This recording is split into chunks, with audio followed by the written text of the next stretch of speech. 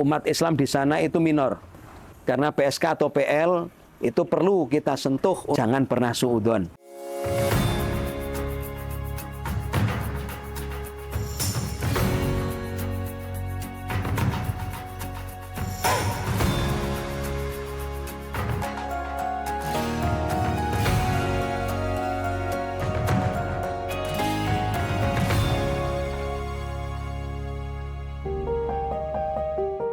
Assalamualaikum warahmatullahi wabarakatuh.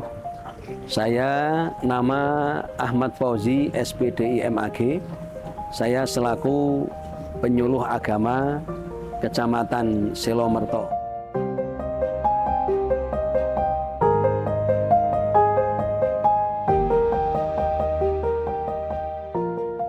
Saya dakwah sudah cukup lama, tapi saya masuk di pemerintah mulai dari 2009. Dulu ada pengalaman, yaitu 2024 saya pernah mengikuti untuk Dai Internasional atau dakwah internasional.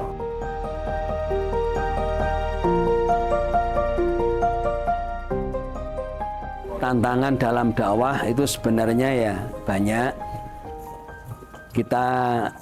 Tantangan kita yang pertama yang kita hadapi itu segala golongan ada, tetapi itu semua karena kita bismillah untuk dakwah dengan segala cara supaya dakwah kita bisa masuk, alhamdulillah bisa kita ikhtiari seperti itu.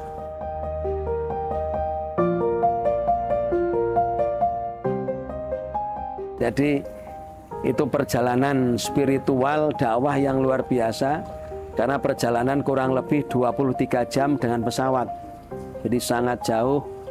Kita di sana, perlu saya sampaikan bahwa umat Islam di sana itu minor, sekitar 15%. Itu pun Islam di sana dibagi-bagi. Ada yang Islam, istilahnya Islam ngulonan.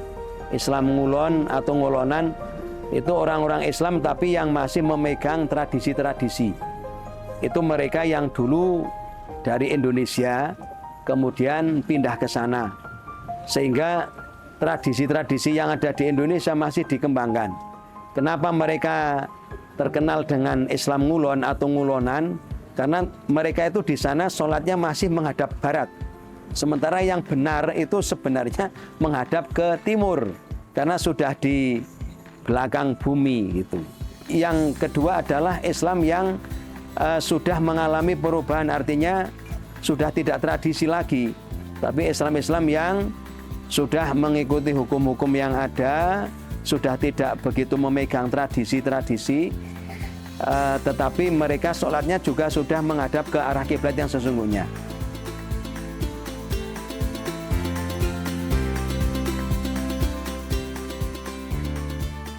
Untuk suara adzan itu hampir tidak pernah terdengar secara keras. Di sana secara umum adzan nggak boleh keras. Yang kedua, yang saya lihat adalah soal kematian.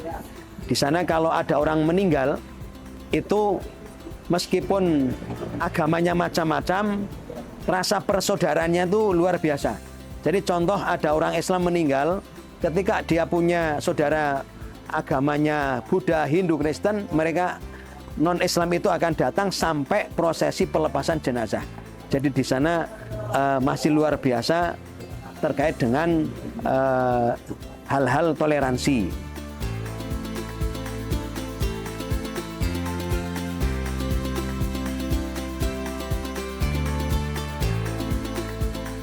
Alhamdulillah, karena saya juga orang Jawa dan mereka yang saya ketemu kebanyakan juga Jawa, masih kita bisa komunikasi dengan baik.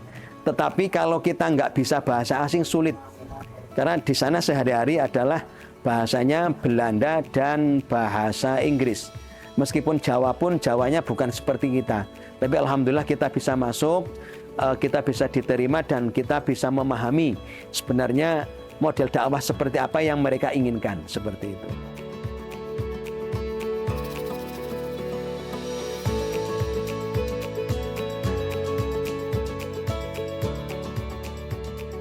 Saya setiap minggu itu punya kajian khusus.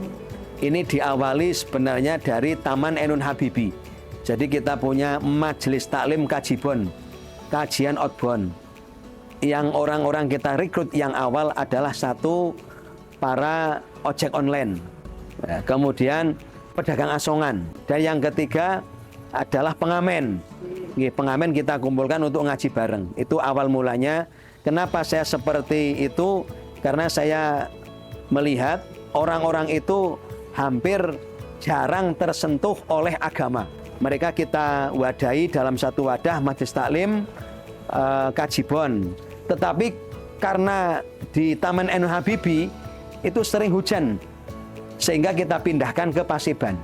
Pasiban yang ada di sebelah timur, ada yang dekat dengan Kodim lah. Disitulah kajian kita. Dan alhamdulillah sekarang yang ngaji tidak hanya mereka, tapi sudah banyak, bahkan dari antar kecamatan, bahkan ada juga yang dari Banjarnegara untuk ikut ngaji, seperti itu.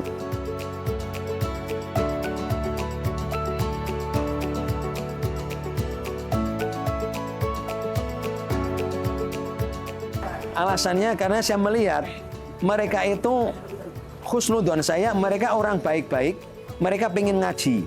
Dari situlah saya kepingin dekat dengan mereka karena mereka pun hakikatnya kepingin ikut ngaji, seperti itu.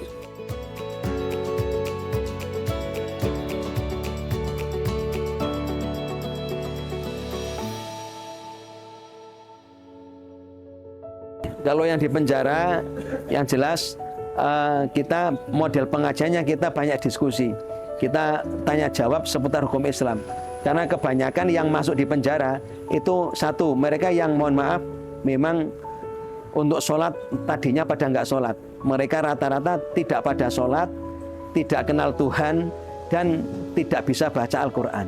Intinya jurus kita untuk di sana adalah kita membuka lahan curhat, kita mengarahkan untuk agama. Agama itu mudah. Jadi yang kita ajarkan yang sehari-hari dulu yang biasa dilakukan.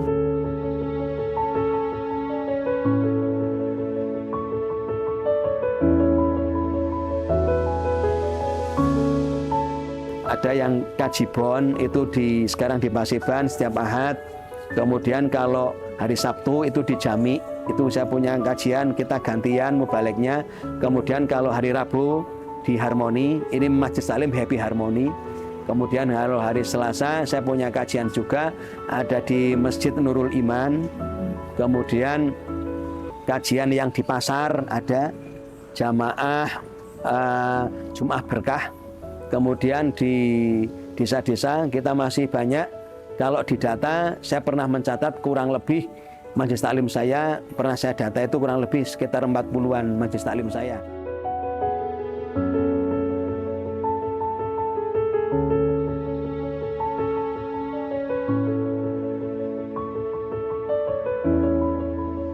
Yang jelas lini-lini yang belum tersentuh akan terus kita sentuh, bahkan mohon doanya yang belum kita sentuh adalah tukang parkir, kemudian nanti komunitas PSK. Karena PSK atau PL itu perlu kita sentuh untuk supaya mereka sama-sama kita ngaji dalam bingkai agama Islam, seperti itu. Yang pertama, jangan pernah kita suudzon kepada siapapun. Karena kadang orang itu casingnya jelek, casingnya nggak baik, tetapi hatinya baik. Jadi yang pertama, jangan pernah suudzon. Yang kedua, kita jangan pernah menyalahkan orang lain, atau jangan pernah mengklaim kepada orang lain dia itu orang jelek, apalagi sampai mengatakan ahli neraka. Karena kita tidak tahu endingnya nanti dia akan baik atau tidak. Karena sekali lagi, baik tidak hanya orang nanti ketika meninggal dunia, bukan hari ini.